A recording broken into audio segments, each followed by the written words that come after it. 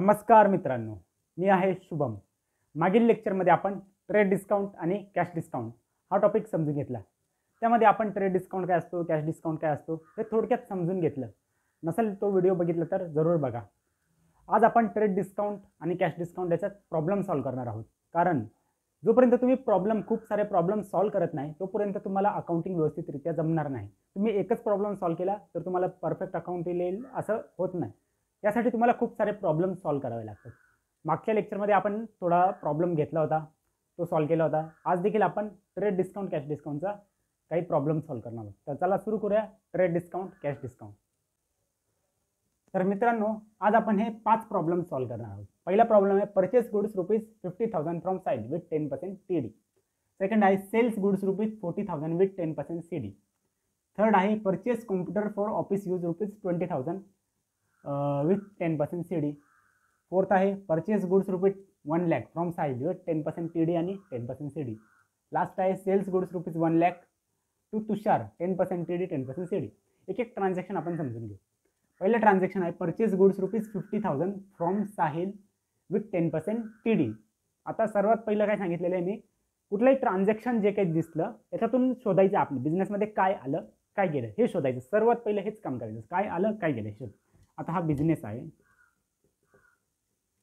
बिझनेसमध्ये काय आलं काय गेलं हे शोधा। Purchase goods ₹50,000 from Sahil.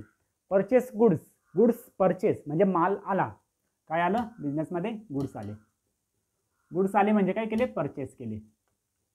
आणि काय गेलं, कॅश दिसते का इथं तुम्हाला कॅशचं नाव दिसतंय का, नाही, म्हणजे हे ट्रान्झॅक्शन उधारीचं आहे। तसंच सीडी देखील नाही इथे। सीडी म्हणजे काय, कॅश डिस्काउंट। सीडी मध्ये काय तर कॅशचं नाव येतं। कॅशचं नाव जिथं आलं ते ट्रान्झॅक्शन कॅशचं आहे असं गृहीत धरायचं। परंतु इथे कॅशचं नावच नाही, कॅशचं ज्या ट्रान्झॅक्शनमध्ये नावच नसेल ते ट्रान्झॅक्शन उधारीचं असतं, हे समजून घ्यायचं। आता या ट्रान्झॅक्शनमध्ये तुम्हाला कुठं सीडी दिसतोय का, या ट्रान्झॅक्शन फर्स्ट ट्रान्झॅक्शनमध्ये नाही। कॅशचा उल्लेख दिसतोय का, नाही। सर्वात पहिले शोधायचं कॅशचं नाव आहे का, कॅशचं नाव नसेल तर सीडी शोधायचं। या ट्रान्झॅक्शनमध्ये कॅश पण नाहीये, सीडी पण नाही, म्हणजेच हे ट्रान्झॅक्शन उधारीचं आहे, उधारीचं ट्रान्झॅक्शन आहे। आता माल तर आला आपल्याला, कितीचा, 50,000चा माल आला, 50,000चा माल आला। आता साहिलकडून घेतला, कुणाकडून माल घेतला, साहिलकडून माल घेतला। साहिलला पैसे द्यायचे आहे। आता द्यायचे आहे किंवा देणं आहे हे सर्व कुठं येतं, क्रेडिट बाजूला येतं। यायचं आहे किंवा येणं आहे, येणं असेल तर ते सर्व डेबिट बाजूला, जाणं असेल देणं असेल, कुणाचं कर्ज देणं असेल तर ते सर्व क्रेडिट बाजूला, क्रेडिटर असतं। आता साहिलला पैसे द्यायचे आहे, आपल्या बिझनेसमधून पैसे देणं आहे म्हणजे ते काय क्रेडिटर्स आहे, म्हणून साहिलला पैसे द्यायचे आहे, म्हणून कोण येईल, क्रेडिटर साहिल। आता माल भले 50,000चा माल आहे पण टीडी आहे।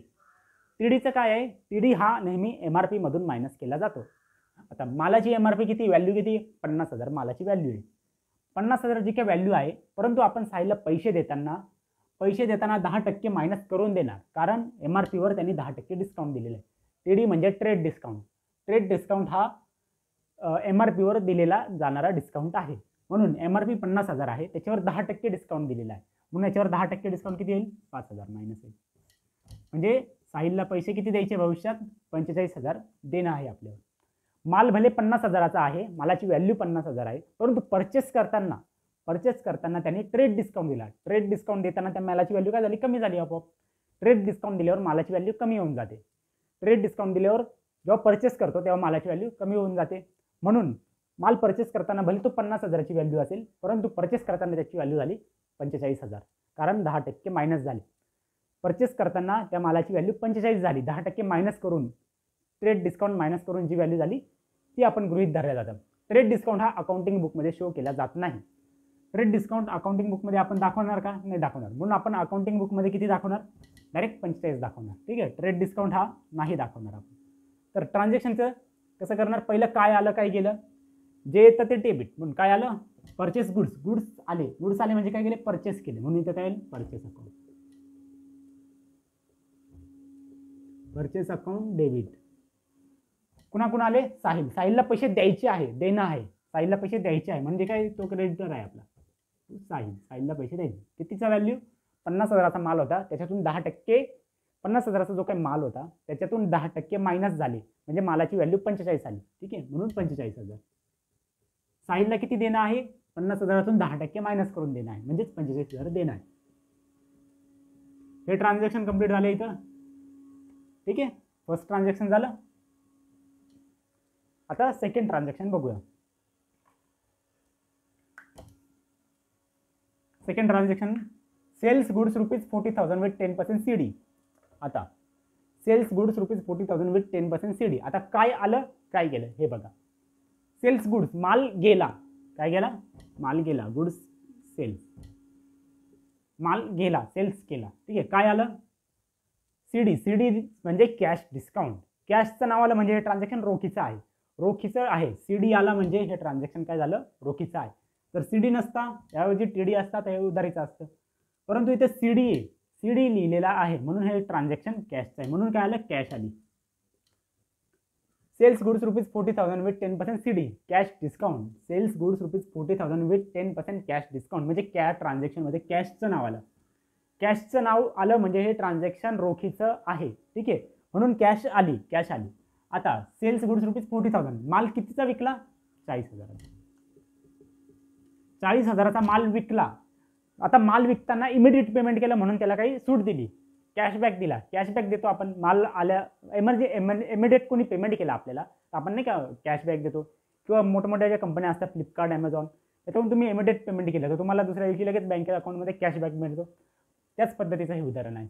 आता माल तुम्ही विकला, माल विकला, त्यांनी 40,000 तुम्हाला इमिडिएट दिले, त्याच्यातले तुम्ही 10% त्याला परत देऊन टाकले असं समजा. आता 40,000चा माल आहे, त्याचे 10% म्हणजे तुमच्याकडे किती आले, एक्झॅक्टली 10% मायनस होऊन 40,000चे 10% मायनस होऊन आले. म्हणजे 40,000 डिस्काउंट दिला म्हणजे 40,000चा 10% 4,000. म्हणजे एक्झॅक्टली तुम्हाला किती अमाऊंट आली, 40,000चा तुम्ही माल विकला परंतु त्याच्यात 10% कॅश डिस्काउंट झाला म्हणजे एक्झॅक्टली तुम्हाला किती अमाऊंट आली, 36,000. हे बघा, मालाची व्हॅल्यू 40,000 होती, 40,000चा माल विकला परंतु विकताना तुम्ही 10% ट्रेड डिस्काउंट दिला कारण तो इमिडिएट पेमेंट करणार होता. तो म्हटला मी तुला लगेच पैसे देतो, मला काहीतरी डिस्काउंट दे, म्हणून त्यांनी तुम्हाला लगेच पैसे दिले, त्याचे तुम्ही त्याला 10% देऊन टाकले. 10% म्हणजे 4,000 मायनस झाले. आता कॅश डिस्काउंटचं दुसरं वैशिष्ट्य म्हणजे हा अकाउंटिंग बुकमध्ये शो केला जातो. कॅश डिस्काउंट हा अकाउंटिंग बुकमध्ये दाखवला जातो. आता तो कसं दाखवायचा, आता बिझनेसमध्ये काय आलं काय गेलं ते बघा. कॅश आली म्हणजे कॅश डेबिट, माल गेला म्हणून क्रेडिट, ठीक आहे. आता डेबिट बाजू पहिले लिहिता म्हणून कॅश आली, कॅश अकाउंट डेबिट. कॅश किती आली, कॅश किती आली बघा तुम्ही, 40,000चा माल विकला त्याच्यातून 10% मायनस होऊन आपल्याला कॅश आली म्हणजे कॅश किती आली, 36,000. 36,000ची कॅश आली.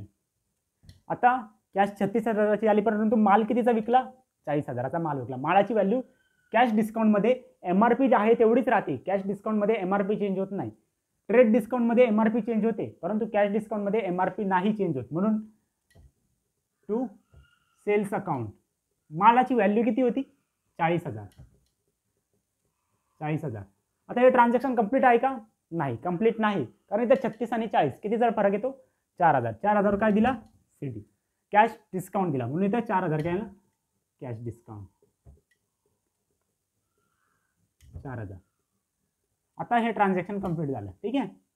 आता समजलं तुम्हाला कॅश डिस्काउंट हा कशा प्रकारे अकाउंटिंग बुकमध्ये शो केला जातो.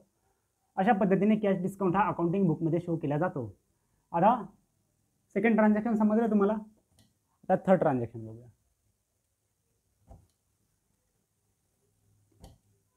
थर्ड ट्रान्झॅक्शनमध्ये दिलेला आहे purchase computer for office use ₹20,000 with 10% CD.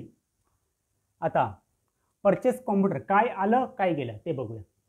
Purchase computer for office use ₹20,000. Purchase computer आलं, कॉम्प्युटर आलं, काय आलं, कॉम्प्युटर आलं. काय गेलं, CD लिहिलेलं आहे. CD म्हणजे कॅशचं ट्रान्झॅक्शन. CD म्हणजे काय गेलं, कॉम्प्युटर आलं त्या बदल्यात काय गेलं, कॅश केली. कॉम्प्युटर आलं त्या बदल्यात कॅश केली. आता कॉम्प्युटर कितीचं आहे, 20,000चं. 20,000चं कॉम्प्युटर आहे. 20,000चं जे कॉम्प्युटर आहे ते परचेस केलं परंतु कॅश देताना इमिडिएट पेमेंट करताना 10% मायनस झाले. 10% मायनस झाले म्हणजे 2,000 मायनस झाले म्हणजे आपल्याला कॉम्प्युटर एक्झॅक्टली कितीला पडला, 18,000ला. ठीक आहे. म्हणजे कॉम्प्युटरची व्हॅल्यू आहे 20,000 परंतु आपण पैसे देताना दिले 18,000 दिले, 2,000 आपल्याला डिस्काउंट मिळाला. समजलं. आता कॉम्प्युटर म्हणजे काय आहे, ॲसेट आहे. ॲसेट आता ॲसेट आली, purchase computer for office use, office यूजसाठी कॉम्प्युटर घेतला म्हणजे ती काय आहे, ॲसेट आहे. कुठलीही गोष्ट ऑफिस यूजसाठी किंवा कंपनीसाठी घेतली तर ती सर्व ॲसेट असते. तर ॲसेट म्हणजे काय आलं, कॉम्प्युटर अकाउंट आलं, कॉम्प्युटर आलं म्हणून कॉम्प्युटर अकाउंट डेबिट किंवा ॲसेट जरी लिहू शकता तुम्ही. ठीक आहे. आता कॉम्प्युटर कितीचं होतं, 20,000चं होतं. कॉम्प्युटरची व्हॅल्यू 20,000 आहे. 20,000चं कॉम्प्युटर होतं, परंतु आपण पैसे किती दिले, कॅश किती दिली, 18,000च दिली. कॅश देताना 10% कॅश डिस्काउंट मिळाला. 10% कॅश डिस्काउंट मिळाला म्हणजे आपण एक्झॅक्ट पेमेंट करताना कॅश 18,000च दिली. कॅश देताना 18,000च दिली. ठीक आहे. कॉम्प्युटर 20,000चं होतं, कॅश डिस्काउंटमध्ये MRP जी काही असते ती गृहीत धरली जाते, तर हे तशीच गृहीत धरली जाते. म्हणून कॉम्प्युटरची MRP होती 20,000, परंतु पेमेंट करताना किती केलं, 18,000 केलं, म्हणून टू कॅश 18,000. आता हे ट्रान्झॅक्शन कंप्लीट आहे का, कंप्लीट नाही. म्हणजे कितीचा फरक आहे, 2,000. 2,000 आपल्याला काय मिळालं, 10% कॅश डिस्काउंट मिळालं, म्हणून टू डिस्काउंट किती, 2,000. हे ट्रान्झॅक्शन कंप्लीट झालं, 20,000 हे 20,000. ठीक आहे. तर ट्रान्झॅक्शन कंप्लीट झालं. आता फोर्थ ट्रान्झॅक्शन बघूया. फोर्थ ट्रान्झॅक्शन काय आहे, purchase goods ₹1 lakh from Sahil with 10% CD आणि 10% CD, TD CD दोन्ही आहे. परचेस गुड्स ₹1 लाख, काय आलं, काय गेलं, माल आला. परचेस गुड्स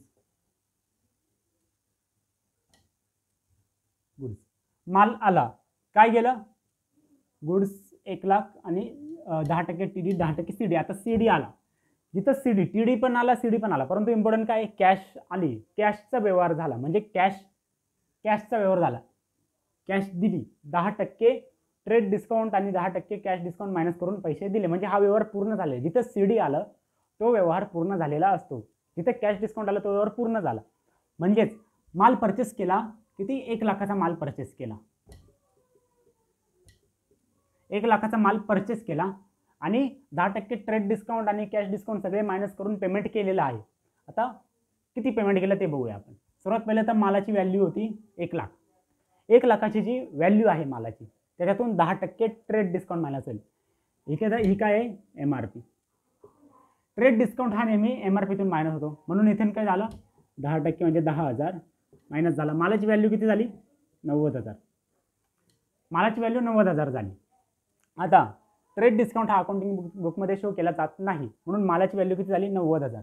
माल कितीचा आला, 90,000चा माल आला. ठीक आहे. म्हणून इथं परचेस अकाउंट डेबिट किती, 90,000. ट्रेड डिस्काउंट मायनस होऊन MRP मधून ट्रेड डिस्काउंट मायनस केला आणि जी व्हॅल्यू आली ती आपण मेन्शन केली. ठीक आहे. आता माल तर 90,000चा आला, परंतु आपण पेमेंट कितीचं केलं, 10% मायनस करून, 10% कॅश डिस्काउंट मायनस करून पेमेंट केलं. म्हणून 90,000ची जी व्हॅल्यू आहे त्याच्यावर आणखी 10% डिस्काउंट मिळाला, म्हणून याच्यावर किती टक्के, 10% म्हणजे किती येईल, 90,000. किती आलं, 81,000. ठीक आहे. म्हणजे पेमेंट करताना आपण 81,000 पेमेंट केलं, म्हणून इथं टू कॅश. माल भले आपल्याला 90,000चा आला, परंतु आपण पेमेंट कितीचं केलं, 81,000चं केलं.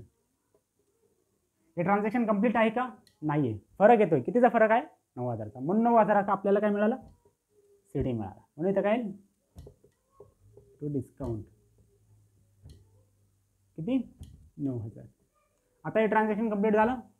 ठीक आहे. जनरल एंट्रीमध्ये ट्रान्झॅक्शन कंप्लीट करणं खूप महत्त्वाचं आहे. डेबिट बाजू क्रेडिट बाजू सेम आली पाहिजे. ठीक आहे. आता लास्ट ट्रान्झॅक्शन बघूया. Sales goods 1,50,000 to Tushar, 10% TD 10% CD. आता इथे काय आलं, CD आहे, म्हणजे हे ट्रान्झॅक्शन कंप्लीट आहे. ठीक आहे. आता काय आलं, काय गेलं, सेल्स गुड्स गेले, सेल्स केले म्हणजे गुड्स गेले, त्या बदल्यात काय आलं, कॅश आली. आता सेल्स अकाउंट 1.5 लाखाचा माल आहे, 1.5 लाखाचा जो माल आहे म्हणजेच MRP आहे, त्याच्यातून 10% ट्रेड डिस्काउंट सगळ्यात पहिला मायनस होईल. 10% ट्रेड डिस्काउंट किती येईल, 15,000 मायनस झाली.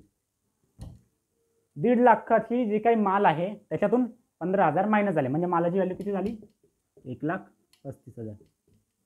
ठीक आहे. मालाची MRP 1.5 लाख होती, त्याच्यातून 10% ट्रेड डिस्काउंट मायनस झाला, म्हणजेच मालाची व्हॅल्यू आली 1,35,000. ठीक आहे. आता पेमेंट करताना मालाची व्हॅल्यू तर किती झाली 1,35,000, म्हणजे माल कितीचा विकला 1,35,000चा माल विकला, म्हणून इथं माल विकला काय येईल कॅश डेबिट येईल आणि सेल्स क्रेडिट येईल. ठीक आहे, आता डेबिट बाजू पहिली लिहू आपण कॅश अकाउंट. कॅश आली आपल्याला, किती आली ते आपण पुढे सांगतो. आणि त्याच्यानंतर काय आहे टू सेल्स अकाउंट. आता सेल्स अकाउंटमध्ये माल कितीचा विकला आहे 1,35,000, TD मायनस करून, TD MRP मधून TD मायनस करून अमाऊंट लिहिली जाते, म्हणून MRP मधून TD मायनस करून आपण अमाऊंट लिहिणार, म्हणून 1,35,000. ठीक आहे, त्या बदल्यात कॅश किती दिली 10% मायनस करून. 1,35,000 मालाची व्हॅल्यू झाली, म्हणजे 1.5 लाखाचा जो माल होता त्याच्यातून 10% ट्रेड डिस्काउंट मायनस झाला, म्हणजे मालाची व्हॅल्यू झाली 1,35,000. 1,35,000 व्हॅल्यूचा माल आपण विकून दिला. 1,35,000 व्हॅल्यूचा माल विकला, त्या बदल्यात आपल्याला किती आले 10% मायनस होऊन आले, म्हणजे 13,500 मायनस होऊन आले. 13,500 मायनस, ठीक आहे, किती होता 0,0,5 1,21,500 रुपये आपल्याला आले. 1.5 लाखाचा माल होता, त्याच्यातून आपल्याला ट्रेड डिस्काउंट आपण दिला. ट्रेड डिस्काउंट दिला म्हणजे मालाची व्हॅल्यू झाली 1,35,000 व्हॅल्यू झाली. 1,35,000चा व्हॅल्यूचा माल आपण विकला, परंतु विकल्यावर पेमेंट करताना त्यांनी 10% मायनस करून दिले. 10% मायनस करून दिले म्हणजे 1,21,500 आली. आपल्याला कॅश किती आली 1,21,500. 1,21,500. आता हे ट्रान्झॅक्शन कंप्लीट दिसतंय का नाही दिसत. कितीचा फरक येतो आहे 13,500. 13,500 काय झालं कॅश डिस्काउंट दिला, म्हणून कॅश डिस्काउंट किती 13,500. आता हे ट्रान्झॅक्शन कंप्लीट झालं का बघा, झालं. ठीक आहे, 1,35,000 1,35,000. ठीक आहे, जर CD असेल तर ते ट्रान्झॅक्शन पूर्ण धरायचं, गृहीत ते ट्रान्झॅक्शन पूर्ण झालेलं आहे असं गृहीत धरायचं. ठीक आहे, तर हे तुम्ही परत एकदा पाहून घ्या, याचा एक स्क्रीनशॉट देखील मारून ठेवा. हे ट्रान्झॅक्शन तुम्हाला पुन्हा पुन्हा करणं भाग आहे. पुन्हा पुन्हा जेव्हा तुम्ही कराल तेव्हा तुम्हाला TD CD काय असतं ते समजेल. हे ट्रान्झॅक्शन तुम्ही एकदा केले आणि सोडून दिले असं नाही, तुम्हाला पुन्हा पुन्हा हे ट्रान्झॅक्शन करणं खूप महत्त्वाचं आहे. पुन्हा पुन्हा प्रॉब्लेम सॉल्व्ह करणं खूप महत्त्वाचं आहे, म्हणून हे जरूर करा, पुन्हा करा, पुन्हा करा, पुन्हा करत राहा, प्रयत्न करत राहा हे प्रॉब्लेम सॉल्व्ह करण्याचा. आय होप तुम्हाला ट्रेड डिस्काउंट कॅश डिस्काउंट हा प्रॉब्लेम कसा सॉल्व्ह करायचा थोडंफार का असेना समजलं असेल. थोडंफार का असेना समजलं असेल तर नक्की कळवा, नसेल कळालं असेल तरी कळवा. धन्यवाद.